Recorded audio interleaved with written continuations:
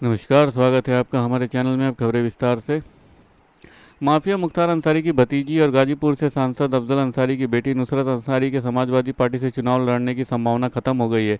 दरअसल समाजवादी प्रत्याशी के तौर पर भरे गए नुसरत के दोनों पर्चे निरस्त हो गए हैं, लिहाजा वो निर्दलीय प्रत्याशी के तौर पर चुनाव लड़ सकेंगी।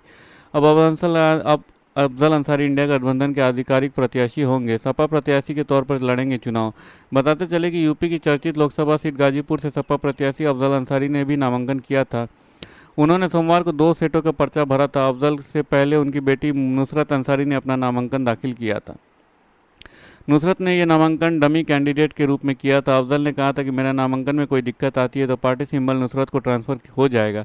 हालांकि एक सेट पर्चा निर्दलीय भी दाखिल किया गया है। समाजवादी पार्टी की तरफ से A B form Afzal Ansari और नुसरत अंसारी दोनों को इशू किया गया था। बताते चले कि अफजल अंसारी की मुश्किलें बढ़ सकती है। गैंगस्टर मामले में यूपी सरकार ने अफजल अंसारी को सजा को बढ़ाने के लिए इलाहाबाद हाईकोर्ट में अपील दाखिल की है। हाईकोर्ट ने राज्य सरकार की अपील को स्वीकार करते हुए अफजल को सजा की चुनौती देने वाली अपील के साथ सुनवाई का फैसला लिया है। इस मामले में अगली सुनवाई 20 मई को होनी है।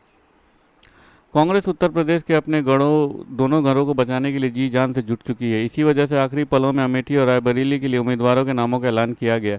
पहले माना गया था कि राहुल और प्रियंका गांधी इन दोनों की सीटों ही में उतारा जा सकता है। हालांकि फिर कांग्रेस ने अमेठी से किशोरी लाल शर्मा और रायबरेली से राहुल गांधी को मैदान में उतारा। इसके बाद से चर्चा होने लगी है कि प्रियंका का टिकट क्यों नहीं दिए, कहीं वो कुछ आंतरिक कला तो नहीं है। हालांकि प्रियंका गांधी ने इन अफवाहों को दूर करते हुए लगातार रायबरेली अमेठी में चुनाव प्रचार कर रही है। वो लगातार जनता के बीच नजर आ रही हैं। यही वजह है कि लोग अब पूछ रहे हैं कि आखिर प्रियंका देश भर में चुनाव प्रचार छोड़कर यूपी की रायबरेली सीट के लिए एड़ी चोटी की जोर लगाए हुए हैं। आखिर अपने बड़े भाई राहुल गांधी को जीत के लिए प्रियंका गांधी ने दिन रात एक क्यों कर दिया। हालांकि मंगलवार को कांग्रेस ने एक चुनावी सभा को भी इसका उत्तर भी सामने आया। दरअसल बैटल ऑफ रायबरेली को लेकर कांग्रेस इतनी सीरियस क्यों है, इसका जवाब देने वाला पहला बयान मंगलवार को सामने आया। छत्तीसगढ़ के पूर्व सीएम भूपेश बघेल ने रायबरेली के एक गांव में चुनावी सभा करते हुए इशारों में राहुल गांधी को इंडिया गठबंधन का पीएम कैंडिडेट बता दिया। भूपेश बघेल ने एक चुनावी सभा में रायबरेली की जनता से कहा है कि आप लोग सिर्फ एक सांसद का चुनाव नहीं कर रहे हैं, बल्कि आप देश के प्रधानमंत्री का चुनाव करने जा रहे हैं। मुंबई में सोमवार 13 मई को तेज हवा और बरसात के कारण कई होर्डिंग और पेड़ गिरे, जिससे 14 लोगों की मौत हो गई। मंगलवार की शाम 4:30 बजे एक बड़ा होर्डिंग पेट्रोल पंप पर गिरा, जहां लोग अपनी गाड़ियों में पेट्रोल और डीजल डलवा रहे थे। वहीं कुछ लोग बारिश से बचने के लिए वहां पनाह लेकर खड़े थे। इस हादसे में 14 लोगों की मौत के साथ 80 से ज़्यादा लोग घायल हो गए हैं। इस हादसे के बाद महाराष्ट्र सरकार ने तुरंत कार्रवाई करते हुए होर्डिंग लगाने वाली कंपनी ईगो मीडिया के मालिक भावेश सिंह और जीआरपी के खिलाफ गैर इरादतन हत्या का मामला दर्ज किया है।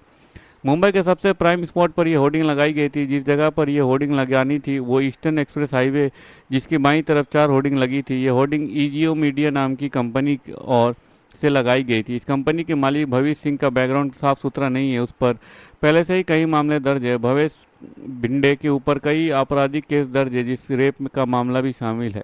सोमवार को घाटकोपर में हुए हादसे में 14 लोगों की जान जाने की खबर मिलने के बाद भवेश भिंडे फरार हो गया। उसने फ़ोन बंद कर लिया। विज्ञापन एजेंसी के मालिक ने 2009 में मुलुंड निर्वाचन क्षेत्र के एक निर्दलीय उम्मीदवार के रूप में विधानसभा का चुनाव भी लड़ा था और अपने हलफनामे में कहा था कि उनके खिलाफ मुंबई नगर निगम अधिनियम और चेक बाउंस के 23 मामले दर्ज हैं। घाटकोपर होर्डिंग हादसे में मृत Manoj Chansoria Mumbai air traffic control के पूर्व जीएम थे। इसी साल मार्च में वो रिटायर हुए थे। जानकारी के मुताबिक मनोज चंसोरिया अपनी पत्नी अनीता के साथ वीज़ा के काम से मुंबई आए थे। दोनों का काम खत्म होने के बाद सोमवार को वापस जबलपुर जा रहे थे। तभी घाटकोपर के पास पेट्रोल भरवाने के लिए पंप पर रुक गए। उसी वक्त आई तेज आंधी तूफान में विशाल होर्डिंग गिर गई और साथी के साथ वो भी दब गए। मनोज के करीबियों के मुताबिक विदेश में रह रहे बेटे ने जब अपने माता पिता को फ़ोन किया तो उसे कोई जवाब नहीं मिला। इसके बाद से वो एक दोस्त से मदद से उसने मुंबई के पुलिस थाने में मिसिंग रिपोर्ट दर्ज कराई। पुलिस ने जब आखिरी लोकेशन ट्रेस किया तो घाटकोपर हादसे की जगह थी। जिसके बाद कल उनके रिश्तेदारों और एटीसी के अधिकारी और कर्मचारी दिन भर घाटकोपर में दोनों को मलबे से निकाले जाने का इंतजार कर रहे हैं। आखिर रात 12 बजे के करीब दोनों का शव उनकी लाल कार से निकाला जा सका। सोमवार शाम को मुंबई में आई तेज आंधी के कारण 100 फीट ऊंचा और 250 टन वजनी होर्डिंग नीचे गिर गया और इसके नीचे कई कार और 2 व्हीलर्स दब गए। अधिकारी ने बताया कि राहत बचाव दल ने अब तक होर्डिंग के नीचे दबे हुए 89 लोगों को बाहर निकाला। इनमें से 16 की मौत हो गई है। देश की राजनीति में एक ऐसा कहा जाता है कि दिल्ली की कुर्सी का रास्ता उत्तर प्रदेश से निकलता है और उत्तर प्रदेश का रास्ता पूर्वांचल से। यही वजह है कि भारतीय जनता पार्टी उस किले को मजबूत करने में जुट गई है, जहां 2019 के लोकसभा चुनाव में कुछ कसर बाकी रह गई थी। जी हां, भाजपा अपने पूर्वांचल किले को मजबूत करने में जुट गई है। पूर्वांचल में पीएम मोदी ने आज ताबड़तोड़ रैलियां की। वाराणसी से अपना नामांकन दाखिल करने और रोड शो में शक्ति प्रदर्शन के बाद प्रधानमंत्री नरेंद्र मोदी आज यानी गुरुवार को भाजपा के लिए पूर्वांचल में मेगा शो करने जा रहे हैं। पीएम मोदी गुरुवार को प्रतापगढ़, आजमगढ़, जौनपुर और भदोही में हुंकार भरेंगे और भाजपा के दावेदारी को और मजबूत करेंगे। इन सीटों पर लोकसभा चुनाव के छठे चरण में 25 मई को मतदान होगा। पीएम मोदी की पहली रैली आजमगढ़ जिले के लालगंज के निजामाबाद विधानसभा क्षेत्र में होगी। इसके बीच दूसरी रैली जौनपुर के मछली शहर, तीसरी भदोही और चौथी रैली प्रतापगढ़ में होगी। वहीं उत्तर प्रदेश के इस चुनाव में एक दिन प्रधानमंत्री नरेंद्र मोदी की सबसे अधिक रैलियां होंगी।